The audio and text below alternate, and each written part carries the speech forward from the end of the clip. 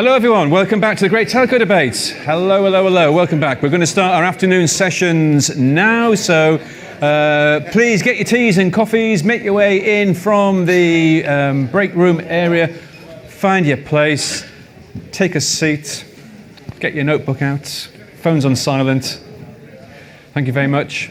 We've still got a few people coming in. So while we do that, I'd just like to welcome you all back. Thanks for attending in person and to our online audience as well. Thank you very much for rejoining us for our live stream. And don't forget, we're recording all of this and it will be available on demand probably from next week.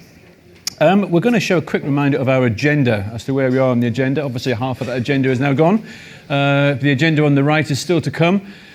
So we have a couple of sessions. We've got two cracking debates for you there. Plus, also, you'll notice that we are talking cars, Fireside Chat, 1540. We're going to talk cars with Jaguar Land Rover, JLR. And we're going to really ask, is the automotive sector really a killer use case for 5G, let alone 6G? And you know what? We're going to find out later. And then we do have, at the end of the day, we have a 6G session for you. It's the very first 6G session we have had. Yes, you asked for it. We are delivering. Don't come crying to us afterwards if you don't like what was said. But first of all, we are going to hand over to my colleague Ray Lemaitre, who is right at this minute typing his final amendments and coming up onto stage because Ray is going to whip you into a frenzy with all the latest from DSP Leaders. Ray. Okay, thanks, Guy. By the way, I looked up the definition of the word frenzy, and I think you might be overselling this segment, but we'll see. So a year ago at last year's Great Telco Debate, we unveiled the DSP Leaders Council, which brings together industry experts, innovators, and disruptors who have generously given their time to sharing their insights and expertise by participating in surveys and research that will help them to inform TelecomTV's DSP Leaders reports, our digital summits, events, and our editorial programming in general. And the number of councillors has built during the year, and I'm glad to say that we have now reached nearly 100, and I think we're going to see them shortly. And you have a number of our councillors here, so I'd just like to thank them for their efforts during the past year. Now, also about a year ago, we started producing our DSP Leaders reports, many but not all of which are based on our industry surveys, and some of which are based on surveys conducted exclusively with the DSP Leaders Council members. Now, the reports, which are purely editorial in nature and free for anybody to download from the TelecomTV website, have proven to be a success. We have had thousands of downloads during the past year, and some of our survey results graphics have even been used by speakers at other industry events. You can see the nature of the reports here as I scroll through them. As you can see, we've covered a broad range of topics that are closely aligned with our online summits, our TelecomTV content channels, and, well, you know, just hot industry topics, basically. AI, of course, had to feature. Our next report, which is due to hit the digital streets next week, is focused on AI-native telco strategies. For this report, we conducted a survey with network operator staff only, and we received responses from more than 60 telco executives from all over the world. And I'm going to give you a sneak preview of the results that I found particularly interesting. So you can see that up here on the screen. We asked our telco respondents, do you believe your role is under threat due to the increasing use and influence of AI? And as you can see, 80% of the respondents don't feel like their position is under threat. And maybe it's just me, but I have to admire the optimism of our respondents here, because only a couple of people are looking over their shoulder at AI. Now, of course, the devil is in the detail. What jobs do these respondents have? But I can tell you it's a pretty broad sweep of job titles. And I can also tell you that about half of the respondents that we surveyed also believe that the increasing use of AI across their companies will directly lead to headcount reductions. but just not impacting them. So they feel pretty protected, but feel that AI will lead to some job cuts. So the results of this survey are pretty interesting. This is just one of about 15, 16 questions we asked. So I urge you to keep an eye out for the report next week. What about 2025? Well, we have reports lined up on topics such as satellite to smartphone connectivity, AI in the RAN, cloud-native telco strategies, network APIs, next-gen telco infrastructure, and much more. The kind of stuff that you would expect from the TelecomTV crew.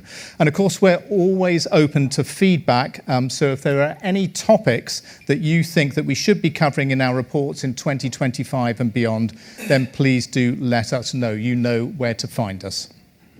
And finally, I just want to remind you of the annual event around which nearly all of our other activities pivot, and that is the DSP Leaders World Forum.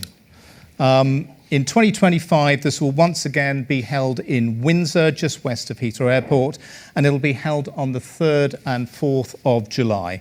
This will be the 7th DSP Leaders World Forum. The first was held in 2019. It really is a fantastic couple of days, and it's well worth being there in person. The industry networking opportunities really are incredible. So that's next year. But first, we still have a lot of great telco debating to get through. Our next debate is on 5G IoT. So can we please have our expert witnesses come up to the stage, please? And of course, Graham and Chris as well to present the motion. So while they come up, please give them a round of applause.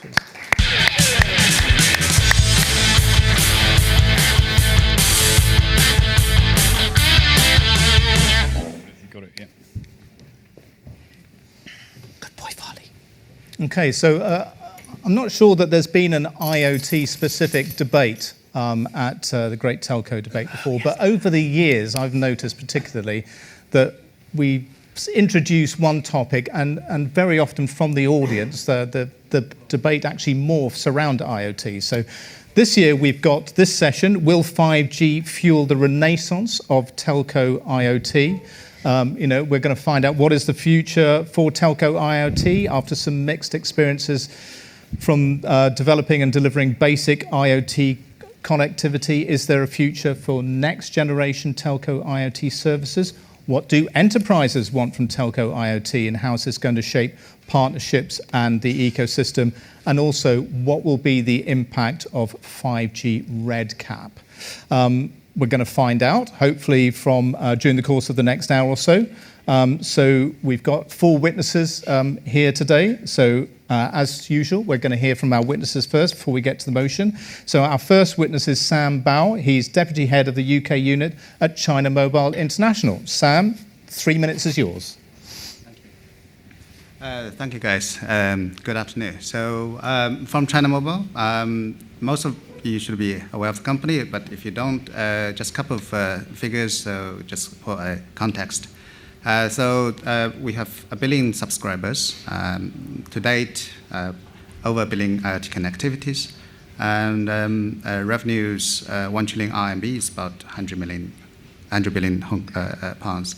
So this is sort of a company background. So what we do in this IoT space, we have a specialized company called CM China Mobile IoT. So specialized in the IoT business. So now the company developing the communication chip for the 5G connectivity, as well as we have research institutions for standardizing the 5G standards. So for example, the RedCap release, 5G release 17, 5G advanced 5G release 18. So these are the protocols that China Mobile has been heavily involved in this development.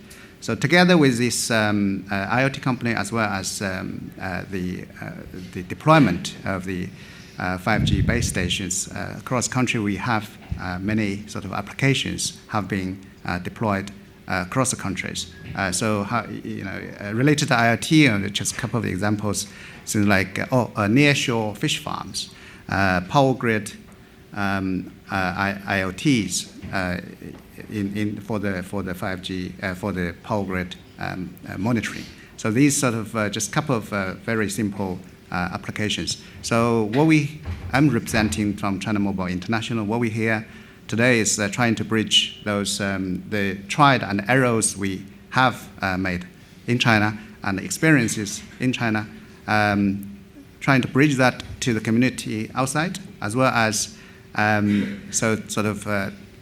experiences, use cases outside the China to our group, see how we can, together with the community, telco community, to develop this IoT for the telco. So here I am. Yeah? Thank you.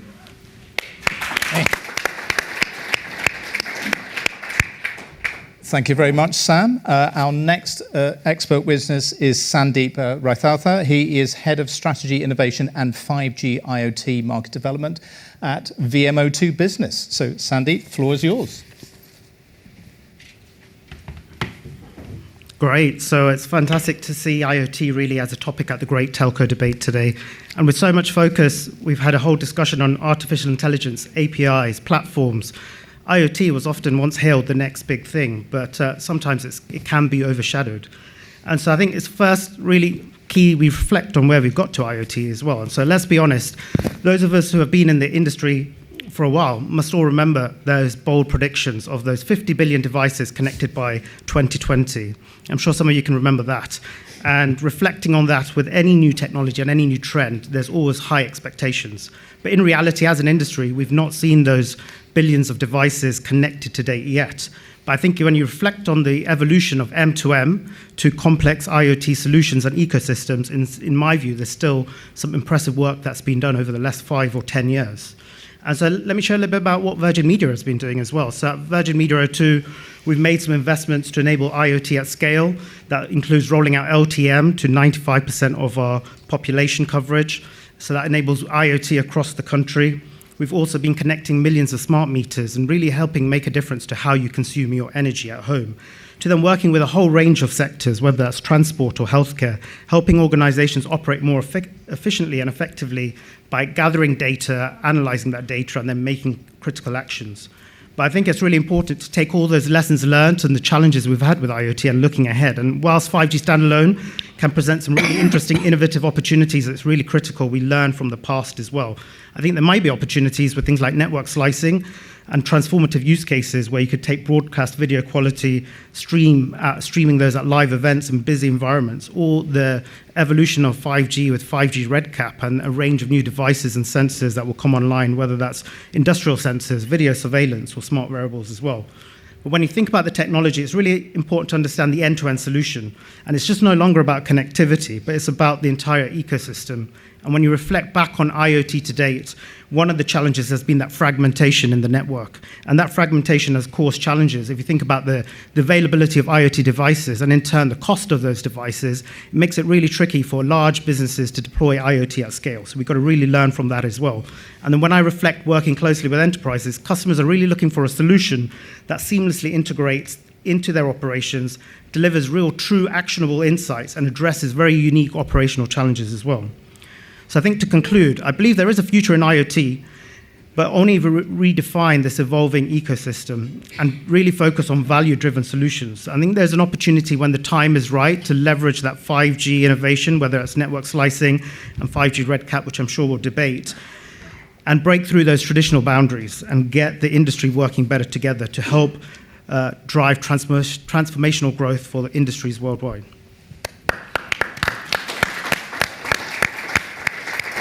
Okay, special award for Sandeep. He hit exactly 3 minutes there to the second. Unbelievable timing. You did a little pause just before the end there, so that's kind of cheating. But, our next expert witness is Phil Skipper. He is Head of Business Development for IoT at Vodafone Business. Phil. Well, look, I'm feeling a bit embarrassed standing up here because you're all going to think I'm really old-fashioned because I'm going to talk about two things that customers actually buy. And if we cast our minds back before everything was AI, we used to talk about IoT and 5G. Now, the one thing we do know is that IoT's been growing for 10 years. I see no sign of it slowing down. And it's generated millions and hundreds of millions of connections across the world. But the problem is, all of those connections do one of two things. They will tell you where something is, and they'll tell you what condition it's in.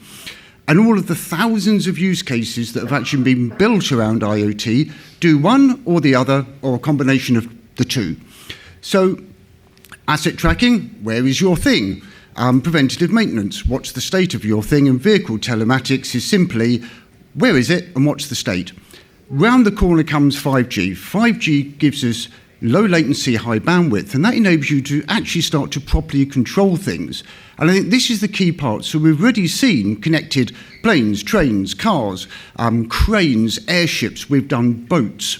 And that goes even further when you think about MPN and 5G slicing. So once you get to 5G, you're into a completely new set of use classifications. And I think that's where you have to say, does that new set of use cases revitalise and re-stimulate the IoT market? I don't think it needs much stimulation, but the question is, will the telco be able to capture that value?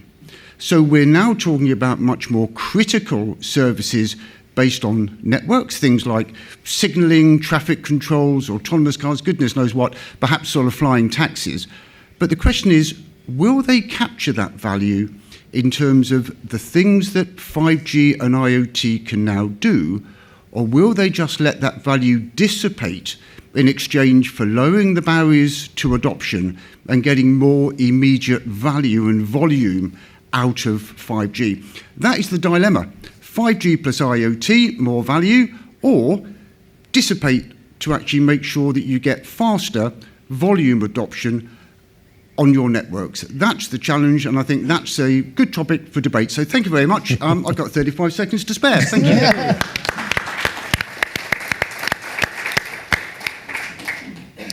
I thought you were going to use those last 30 seconds to talk about techno or maybe some other music trend, but there's a carol. we'll leave that to Chris.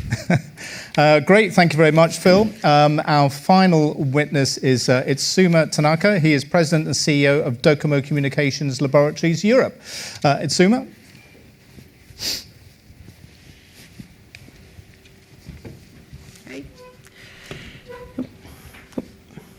Okay, hello, ladies and gentlemen. Today, I stand in support of the motion. 5G IoT is about finding ecosystem partners, not in connectivity itself. Let me begin by stating the reality of IoT connectivity. In Japan, it operates on razor-thin margins.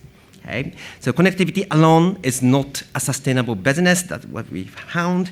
So it is not enough to simply provide a network, but we must look beyond the pipe and explore the solutions, okay, that's built on top of it. So the true value of IoT lies in its transformative power, enabling us to transcend the limitations of distance and time. Okay? So it brings clarity of remote operations, offering insight as if, or even more than if, you're physically present. So this is what drives productivity and efficiency across industries, from agriculture, logistics, healthcare, right? So connectivity is just the enabler and not the end game. However, the reality is, in the IoT ecosystem, we learned telecom providers are often perceived as just a tiny piece of a larger value chain in their business. So the challenge that we are facing is to reposition ourselves, not as mere enablers, but as key orchestrator of value. Right? So this is where partnership actually comes into play. So to deliver the value, we must collaborate across different industries, blending expertise from device, software, platform providers, and vertical specialists. So it's no longer about competing over who owns the pipe, okay? But it's about co-creating solutions that solves real-world problem. At Docomo in Japan, we have been conducting the wide range of the market, the business experiments, working closely with diverse partners and test and refine solutions. Okay, but we are learning the hard way, but we are close to finding the answers. Okay. Importantly, our efforts are yielding results. Our B2B business is showing consistent, steady growth, underscoring the potential of this ecosystem-driven approach. So by focusing on ecosystems, we can not only deliver value, but also position telecom as indispensable in the IoT landscape. So let us remember, connectivity is just the foundation, but the real magic happens when we build on it. So when we find the right partners and co-create solutions that transform industry and improve lives. Thank you very much. Thank you. Okay. Wow, we've got some real efficiency here in our speakers for this session. So we've heard from our 4 expert witnesses. What we now need, of course, is a great telco debate motion for everybody to talk about and vote on. So over to you, Chris and Graham, to introduce. Right, the good news is we've got a motion. Can you believe it? I can. Can you believe it? Okay, the motion is this. 5G IoT is about finding the ecosystem partners to deliver value, not in the connectivity itself. And Chris is going to open the batting by speaking for the motion, and I will oppose it strongly in a few minutes.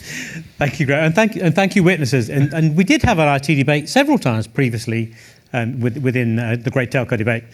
I think for me, this sort of sums up the position that we find ourselves in as an industry as a whole. In that, to go back to Graham's point about building stuff inside the industry in the old days, and we eventually exposed a service after Martlesham and all the Bell Labs had actually done all the testing on it. So we always expected we'd build it and then everybody would come. And I think that was very much what happened with the early IoT when Hans Vestberg plucked that 50 billion figure out of the air when he was about to go on stage. I think it was MWC. And I don't know who gave him that figure. We're not quite sure, but we know it was a last-minute figure. So it created an expectation in the market, which as we've heard from Phil and everybody, actually it's more of a slow burn, more of a gradual burn, because it's been a very fragmented approach. And in my view of the telecom industry, when we were pushing the old way of the inside-out model, where we developed something and eventually exposed it, this is completely flipped now to the outside-in model, where we're having to adapt the service, build the service to what demands are being placed upon the network and upon the industry from the outside, whatever that may be. And I would add to some of the notions of flying. Did you say airships, Phil? Did you? Taxis, I think. I thought you said airships. You did say airships. You did say airships. You did, yeah. Can we go and check that, please, Phil? I think airships. I think you're going back into the wrong generation there, Phil. But the point being that we are connecting so many things, and I want to add to that. Into this, if you think about the automation within the industrial world, the automation, the inclusion of passive IoT, where not only have you got all the things that are being connected, but those passive sensors that feed into the way businesses work as well. So it's the outside-in model. Connectivity, yes, of course, is important, but actually the ecosystem and telcos learning to work with the partners who actually deliver and bring things together, who make those connectivity things work as part of, I think it was mentioned very early on this morning, about thinking more about the business process rather than about the technology that delivers it. So it's that shift of emphasis away from what the technology can do. We know it's great, but actually it's much more important to see what comes in from the outside, that demand from the outside in, shaping the way and then adapting the network services to fit that. So in some ways, 5G might change some of it, but actually it doesn't change the fundamentals, which is that it's the people doing the integration, the delivery of all that connectivity at the edge, which will actually bring all of those, I suspect, trillions of devices together, not just the 50 billion that Vespo put. Thank you. Right, ladies and gentlemen, let me tell you why Chris is completely wrong, and you have to vote against this motion. I'll begin with a story. 25 years ago, my wife and I moved from Hong Kong to Herefordshire in the UK, which is a very rural county, and we needed a gardener, and we found a gardener. The gardener was this guy called Vince, who had been in the Special Forces, which are based in Hereford, and when he left the Special Forces, he became a gardener. So he started doing our garden for us, and it was all fine. He's actually quite good at being a gardener. And then one night in the pub, Vince was in the pub, we were in the pub, everyone was drunk, and we said, actually, do you know anybody, Vince, who could build a new garden wall for us? And he said, I can do that. So rather foolishly, we agreed to let Vince build the garden wall. And even more foolishly, we decided to go on holiday while he was doing it, right? So we came back from our holiday, and the garden wall was there, and in almost every respect, it was a total piece of shit. I mean, it was a wall, okay? It was a wall, but the bricks were the wrong color, it was in the wrong place, it was built the wrong way, it was the wrong height, everything about it was wrong. So I then had to have a discussion with Vince, who's a very large and frightening man, explaining to him why I wasn't going to pay him for the garden wall. And if that ever happens to you, I can tell you it's a very, very scary thing to do. So, why am I telling this story? Well, Vince had decided that he was going to move up the value chain from gardening to building garden walls. And he had no clue, really, about how to do it, okay? And in the end, I, as the customer, bore the brunt of that. And unfortunately, the remnants of the wall are still there in my garden because we've never changed it. So, this is a lesson for us all. Look, here in the Hutchison Group, right, we have millions of connected IoT devices across our mobile operators, okay? And we connect those IoT devices to a platform, happens to come from Nokia. That platform allows customers to do things like, monitor devices, turn them on and off, set rules, and so on. But that's as far as we go, right? We don't provide electricity meters for our utility customers in Italy and Ireland, right? We don't sell train modem devices or have the platforms that manage the connectivity for trains. We just do the gardening, okay? And we do it well, and we make money out of it. So that's why, ladies and gentlemen, when the time comes for vote, you need to vote against the motion, the red side. Vote against the motion. Thank you very much. So Graham, I would suggest to you that when you were in the pub, he said he was special fences, not special. Right, exactly. I misheard him. Yeah, very good. So there we go. Graham is saying that the network operators need to stick to the gardening and not move up the value chain. So let's come to the audience first and see if there's any questions for our expert witnesses. Stick your hand up high. Right, I can see one over there and one in the middle, I think. So. And another one at the back there. Oh, quite a few at the back there. There's a clump over there. So we'll start here, and then we're going to go over there to that group over there. Francis Hayson, Apple Research. One of the challenges, I think, in IoT specifically is that we're looking at things like we discussed the opportunities through control, etc., or maybe moving things to the edge and lots of things around that area. But we often don't look at what is the alternative. And the alternative is actually sometimes not to do something or to use something proprietary or all the rest. And the danger with 5G is that we kind of have a hammer that is applicable to every IoT, what we think is a nail, but in fact is a whole variety of DIY fixes, if it were. So are we in danger of one, as an industry, we're not looking at what is the alternative, Wi-Fi, building our own bespoke systems, building our own on-site edge capability that never goes near a telco. And then unless we can understand the value, which is not about technology, it's about better operations, better CapEx, better OpEx in terms of running a system, that we will miss the opportunity. It's not so much as the ecosystem, it's understanding what the real values that are being bought beyond just the connectivity. Okay, anybody want to take that? You want to jump in? Very good. Well, let me start. And I think you're absolutely right. And when you look at IoT, you have to consider it a little bit in terms of indoor IoT and outdoor IoT. Indoor tends to be a little bit different. You might have Bluetooth beacons, you might have Wi-Fi, you might have a bit of this. Outdoor IoT, you need global coverage. And I think it's then the combination of what's the best technology to use to get to the answer that the customer wants. And we're quite fortunate because we provide IoT as a managed service. We don't sell software, we don't sell networks, we don't do that. What we actually do is we sell a managed service that customers can use. And I think you're absolutely right. One size does not fit all. And I think the trick of being good in IoT is to understand how to cut the cloth to fit the customer's requirements. So, yeah, I agree. Don't get blindsided by what you have, but also be cognizant of the fact that certain networks have certain different conditions. So one of the lovely things about IoT riding on the back of a cellular network is we get all the scale advantages in terms of security and scope and roaming agreements and all the rest of it, which is inherently more difficult to do in the public space if you're using unlicensed technology. But good question. So I would just probably build on that. Yeah, I think it's really important to really stay close to the customer, right? Really understand what's the problem that you're trying to solve and how much value will that create, right? So if they're trying to create a saving, what's that level of saving they're creating per problem or endpoint? And then from that, to your point, you don't want to crack a hammer with a nut if you don't have room to cost and deliver that solution. So I think you've really got to understand the customer's ROI and price point and then work back to see actually what's going to be the solution that will fit into that. Otherwise, like with many IoT projects, you'll have a great idea, but it won't scale. You'll do a POC, but it'll never get to the real scale because there's no value back to the customer.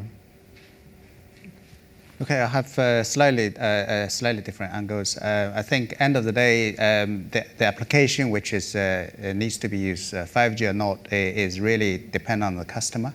So as a telco, our job is empowerment. So from our company's perspective, what we do is to funding the research into the applications and IoT applications, as well as normal 5G applications, to see, or different industries, how those industries might benefit of using 5G technology. There are industries, many industries, that 5G definitely have an edge over other alternative technologies that does increase efficiency. So I think your point is definitely correct in terms of the end user need to look at is 5G must go, or maybe there's alternative, a better solution or simpler solution, back to earlier points. So, this is, I sort of repeat, we believe that our telco, our responsibility is to empower the society, empower all the enterprises to have the ability, possibility to use those new technologies. Okay, yeah, thank you. So that was a great question. Thank you. My answer is probably similar to Phil, but our sales people, marketing people, will usually receive the same questions. Why cannot we use Wi-Fi? Okay, but the answer really depends on the use case, like inside the house, where there's a pretty good Wi-Fi coverage. Maybe we don't need 5G there. But as I said in my speech, remote access, like access to things, what is going on in most remote places, that's where typically like our mobile coverage plays a very important role. There are actually so many options in terms of like which telecom network to use, which option to use. But that is really the value, and in that aspect, there's no alternative to Wi-Fi. That's my answer. Thank you. Okay, thank you. Itsuma. We've got a bunch of questions. I'm not sure who's got the... if you can say who you are, especially for the online audience. It's Mark Gilmore from Connectivity. I'll have to reframe my question slightly because Francis kind of took my question there. But on the subject of alternative non-3GPP sort of technologies, is the 3GPP technologies, losing traction in this space? Well, for example, we heard recently AT&T sunsetting NB-IoT as a point. Just be interested to hear feedback on that, because rather than it being purely telco centric, I kind of get the feeling that the IoT space is much broader than the telco community. Yeah. Okay, is cellular IoT dying? I think was the question. That's not exactly how I phrased it. Ray, you should be a journalist. Yeah, thank you very much for the question. I would argue the 3GPP solution is not losing traction. The NB-IoT news, right? And actually for Docomo, we started NB-IoT 2019 and finished it in 2020. Probably we finished it before all of you even started.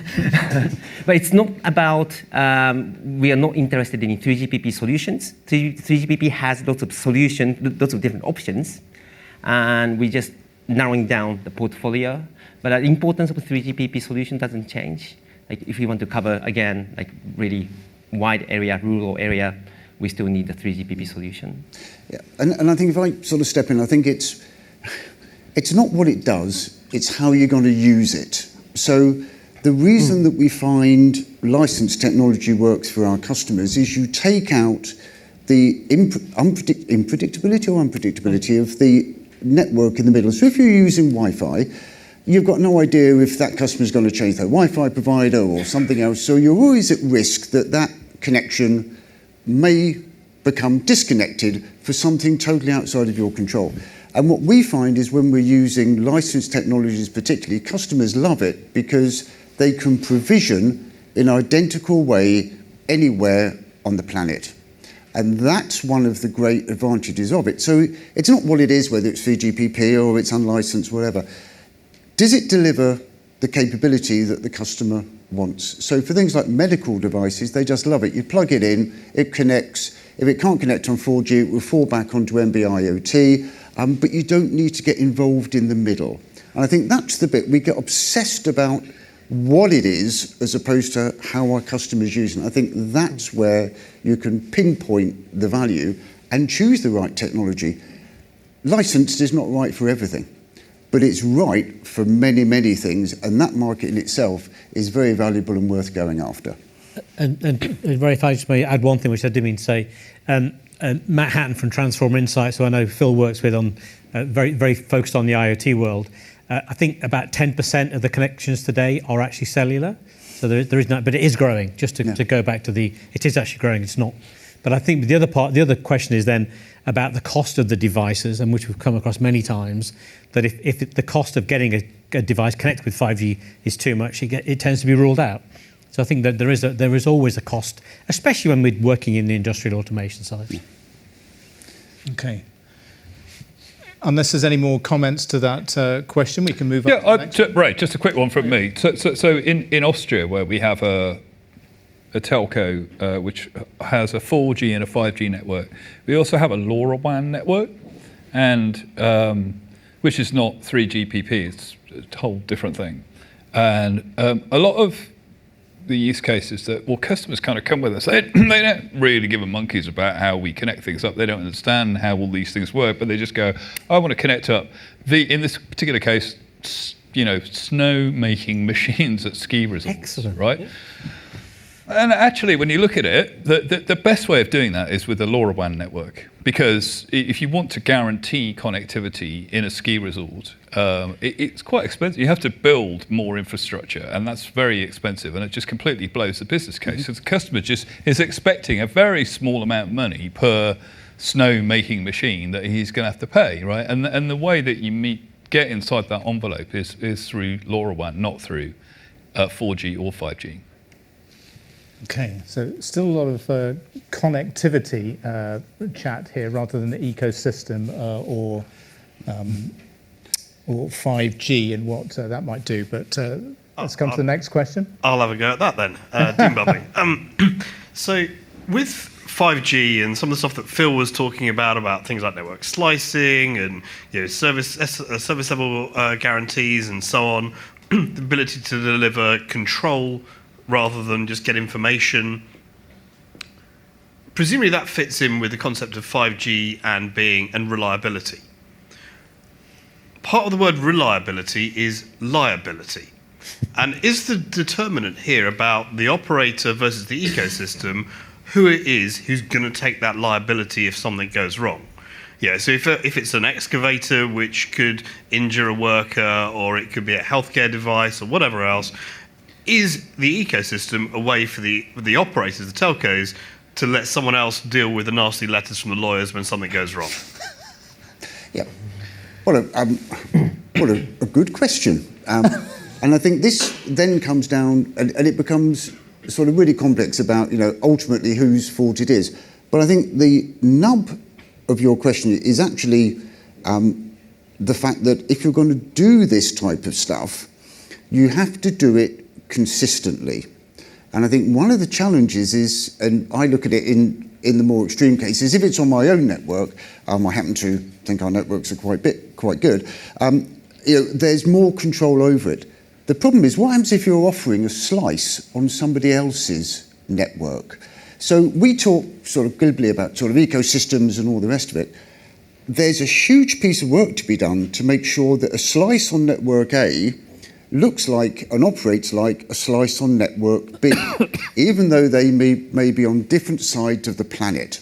And I think when you think about IoT is a global business by definition, when you look at 5G slicing for IoT, you also have to take it from being a local proposition to a global proposition. That's going to be quite a bit of heavy lifting, and it brings it back to exactly the same point. What happens, well, first of all, what happens if you can't do it? But the second one, if you can, who's responsible for it? So, great question, and I think that's one of the ones that does keep me up at night.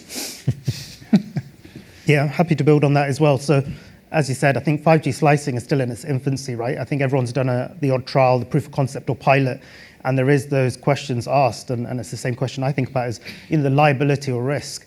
And if you think about slicing, it is an ecosystem. So whilst the network provider will provide the network and there'll be an element of reliability, in reality there'll be a platform and then some devices as well.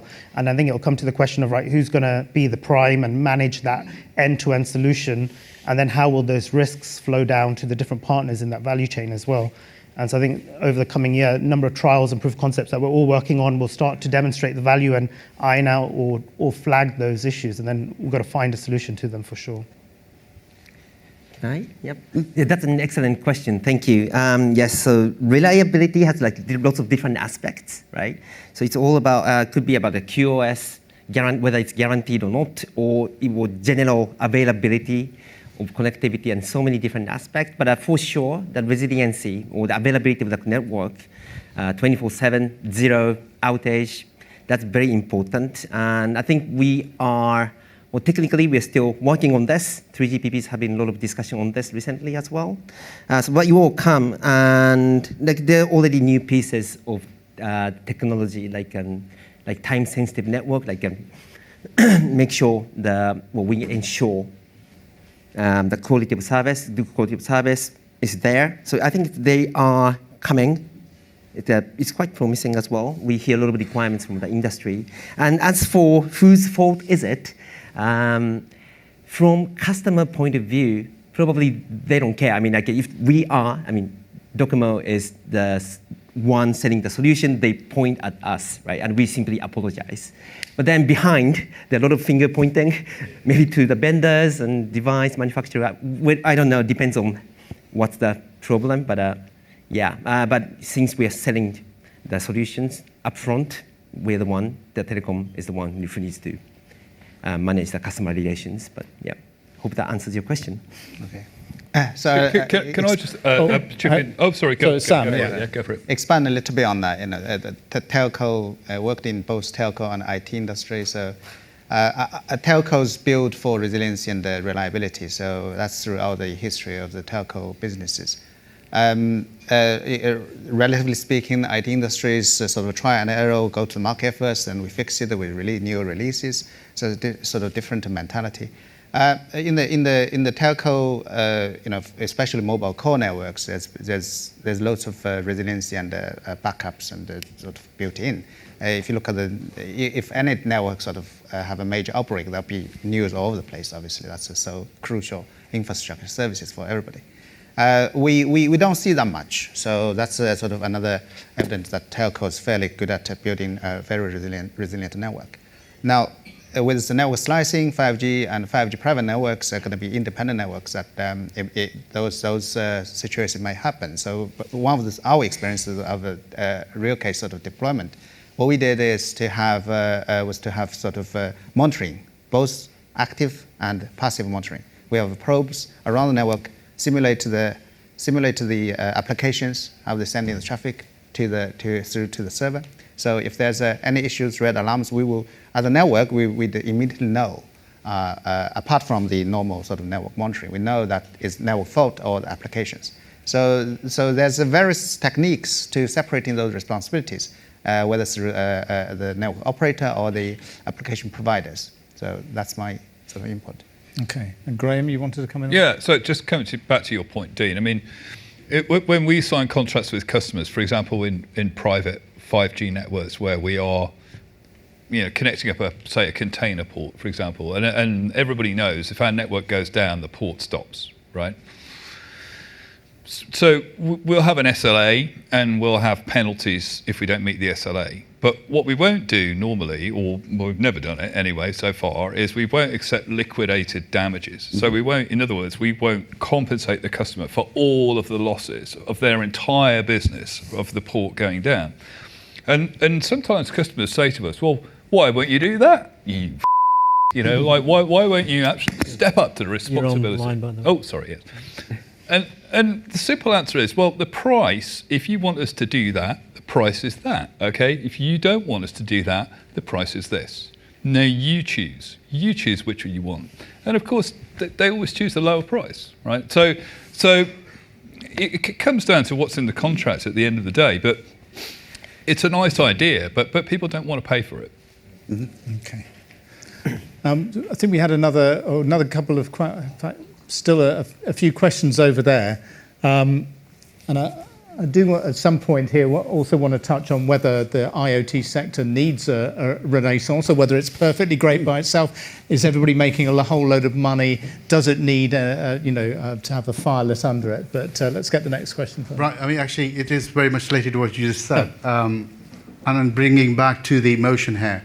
Can you just introduce yourself as well? Yeah. So Amaris and I work for Dell Technologies. I've been long in telecom networks, and have been involved in IoT in my past career. For my question to the panels, and we have people from service providers and leading service providers. That do you see that in terms of compared to the hype? Okay, we can say that it was 50 billion was probably just unreal, but looking at I think the current estimations are probably 3 to 3.5 billion. IoT connections right now, or by end of 2024, 15. Which is of course much smaller than compared to what was estimated at one point in time.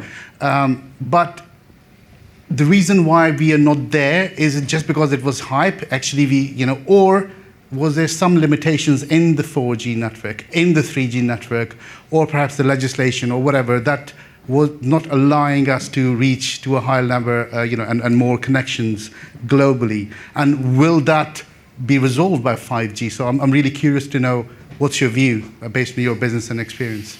Yes, I think everyone assumes that IoT looks a bit like the consumer market. It's very linear. Actually, it's actually quite pulsy. And that's because every time you do 2G to 4G, there's a whole bunch of stuff that has to happen. People need to set the standard, build modules, and then somebody has to design that module into a new product, and then that new product has to come to market. Then it comes to market in one country, and then they expand it into others, and so on. So for every step in a G, you introduce a lag into the process. And I think a good example is NB-IoT. We rolled out NB-IoT, and then it took us probably 18 months to 2 years for the first OEM products to come off of the production line at any scale. So I think the market is much more stepped than it is linear. That makes it harder to predict. And I think it was a combination of hype and a sort of not very good prediction of how adoption actually happens in the real world.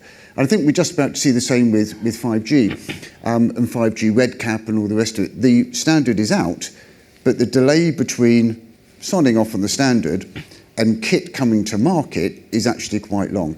So a combination of two things. One is, how does the market actually scale? And then the second one is, certainly there was a bit of hype in the middle. But with that said, for us, IoT is a big business. We now run our business as a standalone organisation, focused just on IoT. So we believe it's got a fantastic future. Maybe to build on that, I think that's a great summary. I'll say a couple of extra points as well. I think there's the network fragmentation. We touched upon it, right, in terms of you could have LoRaWAN, cellular, and cglobally that causes a challenge when you think about the device availability and getting the price points to the device lower as well. I like the point around the lag as well. So when you think about the network lag from when the standards are defined to Once the network is available and then the device is at the right price point, we can really scale. So not talking about 10s and 20 devices, but hundreds of thousands of devices. And I think you've got to take this learning, and it's at a really critical point, because when we look at 5G and 5G RedCap, in reality, lots of devices that are being deployed now will be on 4G and a whole range of technologies. They're going to be in the ground, in many cases, for 10 or 15 years. Yep. So when you think about having to go out and going to change those devices at scale, at cost, there really needs to be a really compelling moment or business case to make the evolution of 5G IoT work, because you're going to have so many connected devices that are going to be in the ground for a while on a whole range of other networks as well. So that's a really important factor. Okay. So would it be fair to say, I mean, just sorry, to the question again, just like you have a variant of a telco industry, for example, GSMR, right? I mean, it was a technology until recently, and that lasted for a long time, just because the dynamics of the industry are different. So it's not, changing every time there's a new G, or it was 3G, 3.5G, or so on. So perhaps IoT should not be looked through that lens that we normally look at the mobile network. So there should not be any expectation that you're just 5G itself will make a huge difference, because the dynamics of the IoT industry are different. Exactly. So would it be a fair, let's say, assumption or some summation of this debate or notion? Yes, and before I'll just say two words. I think it comes down to sort of optionality. So 5G is another option. It's not a replacement for anything. And I think one of the challenges of the IoT business is, by definition, it creates an install base that continues to grow. The bigger it becomes, the harder it becomes to change. And so the changes you can get are very incremental. They are not disruptive, it's incremental. But you're absolutely, I think, spot on in terms of sort of understanding what is that trending of IoT going forwards. More than two words, so I'm going to hand over to you. Sorry. All right, so where do I start? To the latest question. It really depends on where those IoT solutions are used. Okay, so like a car, once you have the device, it can go up to 10, 15 years. And we usually hear from different industries about different product life cycle as well. But we need to pick the best one at the time. Okay, so it could be 4G. If 5G is the best at the time, it's going to be 5G. So similar to your comment, it's about optionality and what is available at the time. I hope that answers some of your questions. Yeah, thank you. And Sam so for I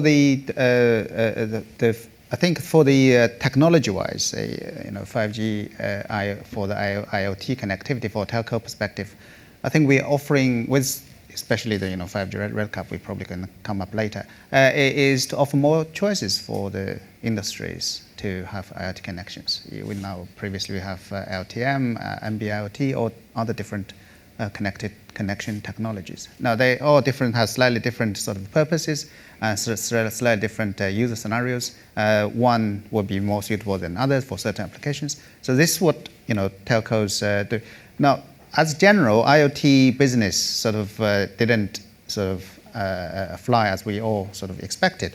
I think one of the probably reasons is too many standards there. It's just so. If you look at the IoT platform, there's hundreds of thousands of different platforms out there. When you have as a device manufacturer, you develop a device, you first need to decide what module, what sort of communication module you support, MB or LTM or 5G or all these sort of things. So that creates a fairly messy sort of ecosystem. I think that was the one of the probably the reasons. So that's probably a wider topic than telco space, but as an IoT industry, that's probably something need to be addressed.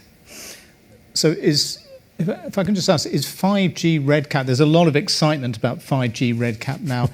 Is that actually going to come to anything, or might it come to something in 4 years' time? And will the introduction of 5G RedCap actually enable a broader ecosystem, or none of that? Well, 5G RedCap is a bit of an interesting thing for me, because we've just invested in creating super duper high performance networks. And the first thing is we introduce a product called reduced capability. Okay, so you sort of have to ask the other question. So it's a bit like designing a fantastic sports car and then saying, great, you can drive it, but I have to put concrete in the boot. So it's an interesting sort of view. Now, to answer your question, I think there's a statement that says, look, for it to actually work, it's got to find a space in the different connectivity stacks that you've got. So now, look, when I started, if you wanted to connect anything, you had to do it on 2G. Now you can do it on 4G, 5G, 5G standalone, LoRaWAN, RedCap, non-terrestrial satellite. You've just got all these choices stacked up. And I think it has to find its natural home. And that natural home is a combination of its capability, its availability, and its performance. And I think that's the danger. The connectivity landscape is already quite congested. And you either have to wait for things to drop off like 2G, or it has to be really specific so it fits into one of the levels within the connectivity stack. We'll have to wait and see where 5G RedCap goes. It's certainly on the radar, I think, for every telco. But I think at the end of the day, the customer will choose based on those three attributes. Yeah, I want to add on top of that. Thank you. So it's, again, I'm coming back to the motion. I think it's all about working with ecosystem as well. So having a lot of options, it's a very difficult question for us as well, like which is the right way to go, or whether we should really invest in 5G RedCap.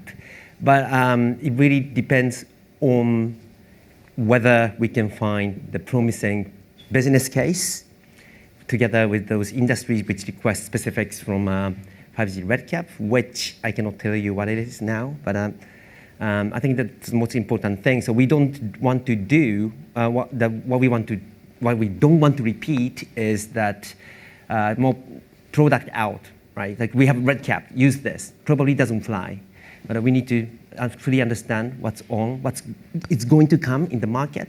So more market-in approach. So that's where we are with RedCap at the moment. Okay. We've got a hand up over here. Okay, yeah, if you can give us your name and your company. Ian Fogg from CCS Inside. So I think how I'd frame this is that a lot of the IoT market dynamics are about the pace of digitization in different sectors of the economy. And that's really been driving the uptake of IoT. The real question with this motion is, can 5G capabilities, so things like RedCap with release 17 or RedCap with release 18 just been standardized, can that accelerate? Can it drive more momentum in the IT market? Can it accelerate digital transformation in other parts of the economy? Are those capabilities so compelling they're going to move the needle? Or is it just going to be, as one of the speakers said, we've got a customer coming in, we've got 5G now, we'll deploy them 5G IoT solution rather than LTE solution, and just be a regular cycling. Can we accelerate it? The risk if we don't move ahead, by the way, with 5G, and we just deploy LTE solutions because they're good enough, is we'll be sitting here in 15 years' time going, we can't switch off LTE, we've got legacy customers on it, because we gave them an LTE solution in 2024, we could have given them enough 5G solution. So that's the risk if we don't move ahead and accelerate. We will create a legacy for us in the future to be painful. Yeah, please. No, yeah, please. Yes, thank you. Great question. Whether 5G would accelerate IoT, I would say yes. Okay. So at least we have lots of LTE, IoT devices, but we have capacity issues. 5G gives you better spectrum for supporting massive connected devices, for sure. So that is really useful. Right? And whether that accelerates digitalization or transformation, that's kind of a different issue. Right? Again, like connectivity itself is not the most important thing. That's my position. But yes, digitalization itself takes a lot of time because we need to work with every customer, and changing business process, it takes a lot of time. But at least 5G is, at the moment, is providing us a very good experience in terms of capacity and running network more efficiently. Yeah, and I think your question is actually right, because what we're suffering here is time compression caused by technology. So it used to be that the device would go out of life before the network technology changed. We're now in the position where the device life is exceeding the technology life. And that, by definition, generates legacy. And that means you can't have one, you have to have two. Once you've got two, you have to have three. Once you've got three, you have to have four. Because the time it takes for those things to naturally drop off is much longer. So I think you're coming to a point where the install base is almost becoming as important as the new business. But with 5G, for me, it's about optionality. There are certain things that LTE can't do, which can be done by 5G. And I think it's the trick is to identify where the shoe fits. So, if I'm trying to control a drone in the middle of goodness knows where over a net, I'm going to use 5G. Okay, if I want to control a water meter, I might use NB-IoT. And I think it's that sort of thinking. And, we spend a lot of time looking at how we move the business forwards. And increasingly, that becomes a harder issue because you have to consider the installed base and the installed technology at every step. But, that's the problem with businesses when they become big and they have, the devices have a long lifespan. Yeah. Maybe to add to it, I think to your point, if you had to think, how would you make it an accelerator? Taking the learnings from 4G, the first challenge is, many times we've been talking about NB-IoT or LTE maybe 7, 8 years ago, and now we're seeing, population coverage of 95, 100, up to 100%. It's the same as we're still waiting for. We're rolling out 5G SA as we speak now, and that will take a number of years to get to that population coverage, right? So I think about how that gets the coverage there, and then of course it's the devices at the right price point. So when you think about some of the RedCap and 5G use cases, whether it's video surveillance or industrial sensors, the scale of those you're going to be deploying those at, they'll need to definitely be at a really competitive price point for organizations to buy and deploy them as well, right? So you need those two factors to drive that acceleration.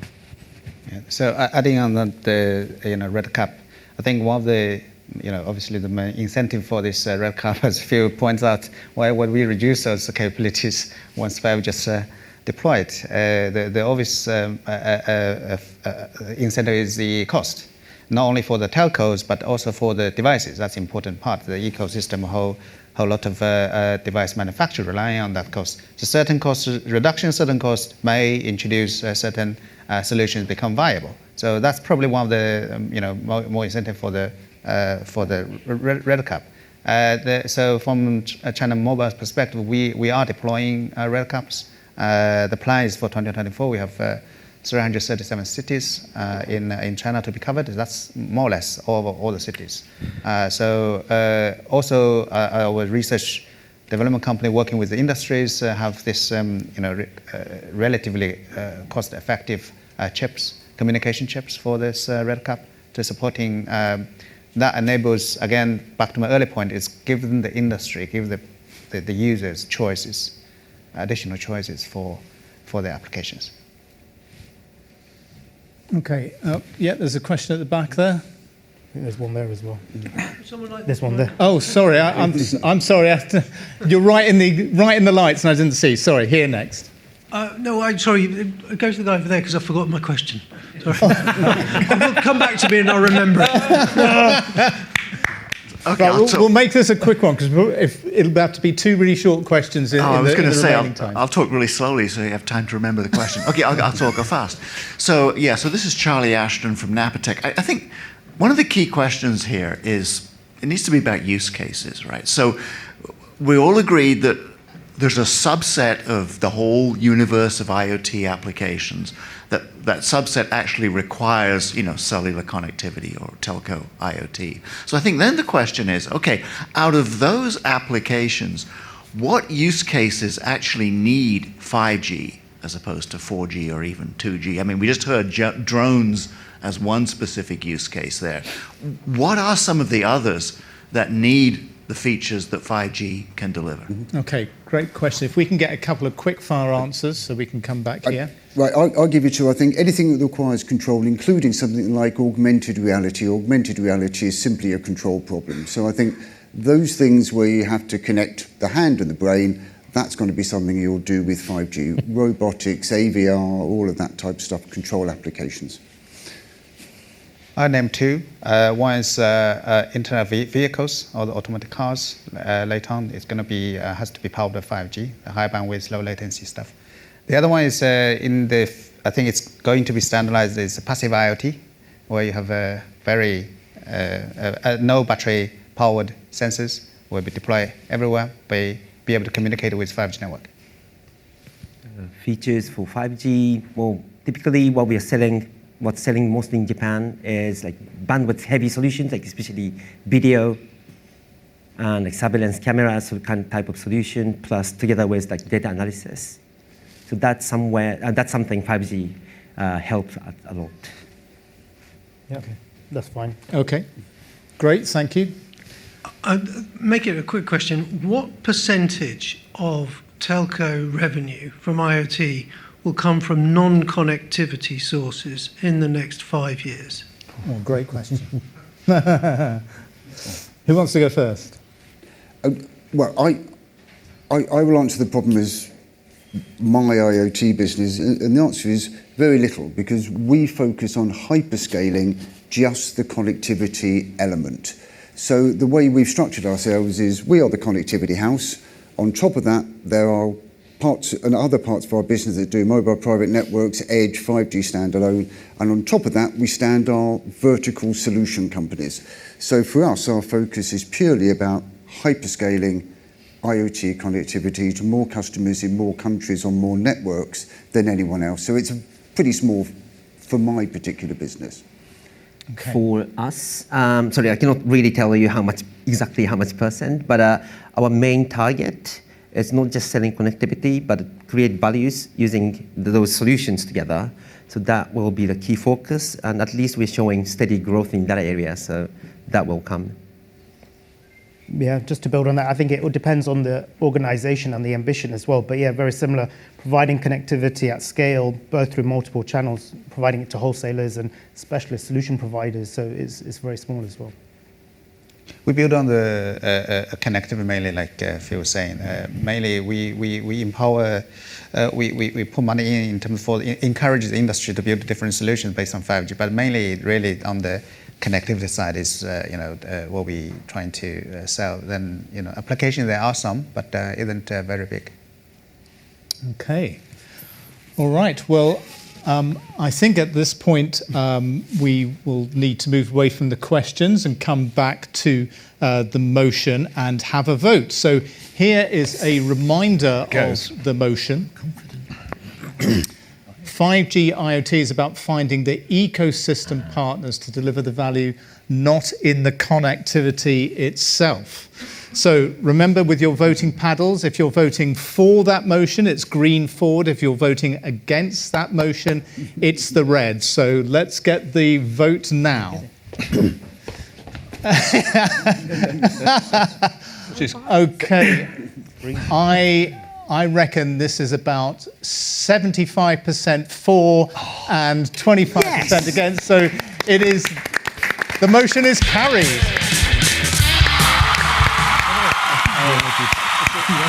It's a real dogfight here today between, I think, is that 2 each? Neck and neck. It's 2 all. Okay, all right. So the last one will be a real nail biter then. And of course, that's a highly emotive topic of 6G. Right, okay, thank you very much for voting.